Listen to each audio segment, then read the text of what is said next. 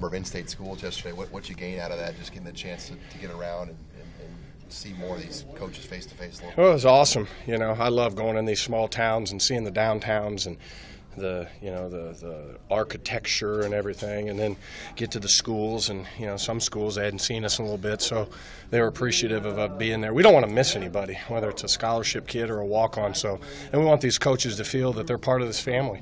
It's very important to us, and the guy, there's one school that didn't have anybody for 4 years but had an 8th grader that's 6'5". Well, and that's 4 years-ish from now, 5 years.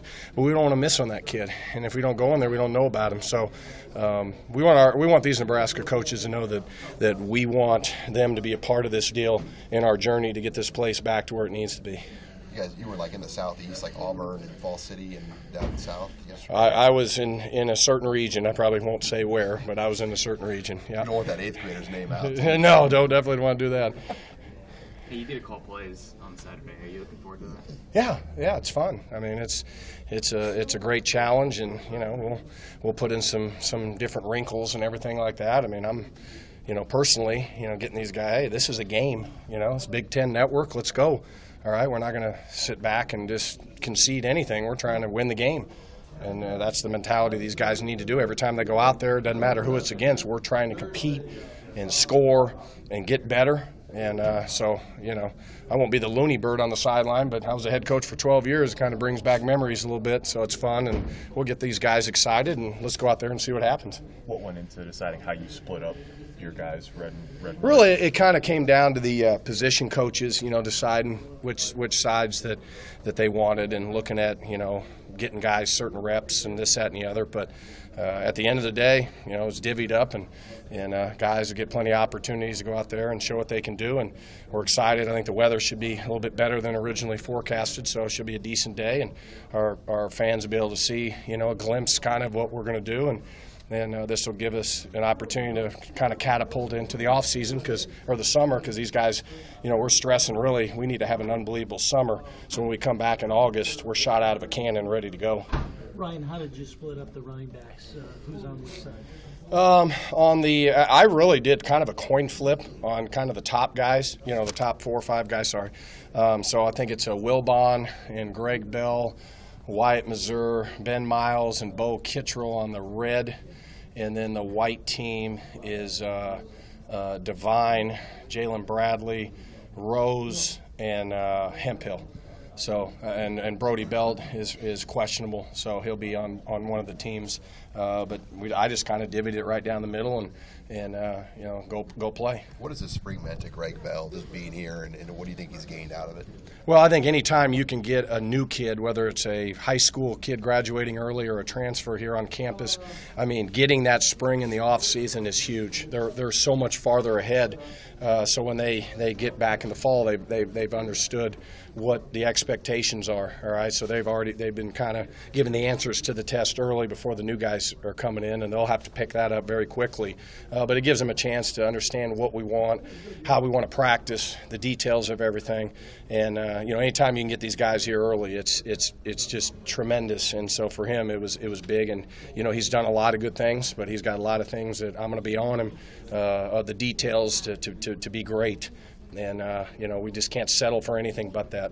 Is there any separation at your position yet? I mean, I'll be honest with you. Sometimes the day brings that.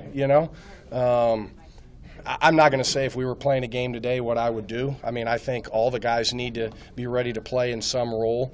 But I want to, they've all been given the stuff. So, each one of them has their strengths. We got to focus on some of the weaknesses in the summer.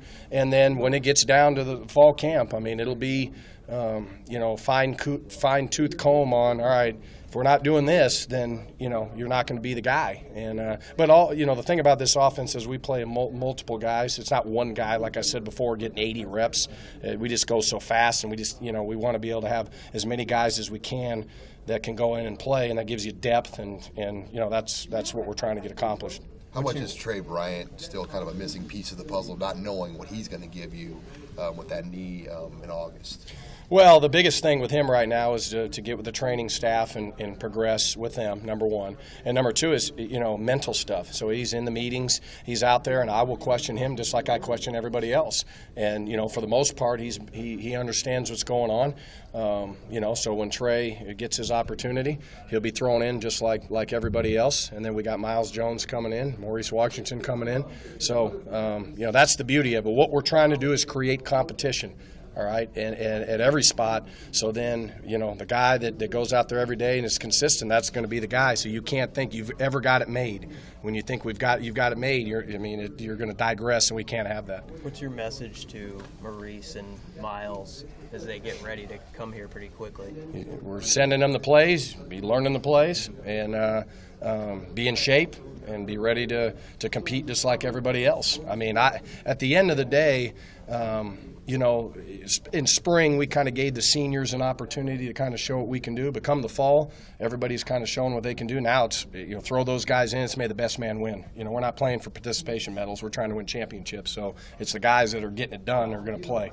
All right, we're not going to say, okay, you're getting 5 reps this game, so your mom, your parents feel good in the stands. We're trying to win games, so I got to find the guys that are going to go out there and make plays and get it done. Do you have a spring game memory as a player?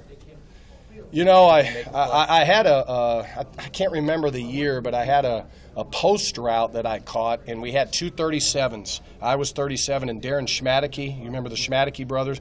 They were 37, and I caught the pass, and they said on the loudspeaker, and Darren Schmadeke on the catch. It's like, golly, my one play, call Ryan Held out, So I remember that. I had one big play, and actually it got called back because we weren't set, so that was kind of a bad deal anyway. But I love the spring games, except the one with, Brooke Behringer passed away. By the way, he was a guy that took me on my recruiting visit when I came up here, and was just a, awesome guy, and I miss him dearly, and we all miss him as Nebraskans. And so I think yesterday was the day. So, we appreciate you, Brooke. Look down on us, and we'll always remember him, no doubt. Was Scott being honest that you hurt Eric Stokes accidentally once? Or yeah, it was a bad deal. Receivers, we were cut blocking all the time. Coach Brown, who was here the other day, it was awesome to see him. But, at receiver, we were cutting, and I kind of came and kind of didn't get in front of him, kind of hit him. He didn't get hurt bad, but I felt bad. I don't want to hurt my teammates, so I kind of had a moment of weakness there for a second. But, I got my bearings, and it worked out. So.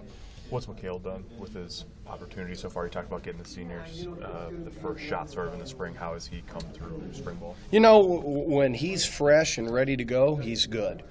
What I'm challenging him this summer is he's got to continue to get in shape, because this is not a huddle offense, where these guys huddle up and get a chance. So we got to be in unbelievable shape. So him, just like the other ones, he just got to learn to be able to go 4 or 5 plays in a row and go fast and get his breath back and be ready to go. So, but I've seen some good stuff at him. He can catch the ball, he can run it obviously, and he can pass pro. I just want him to get in better shape, just like I want them all. But that's my challenge. These guys, we got to be in unbelievable shape come August.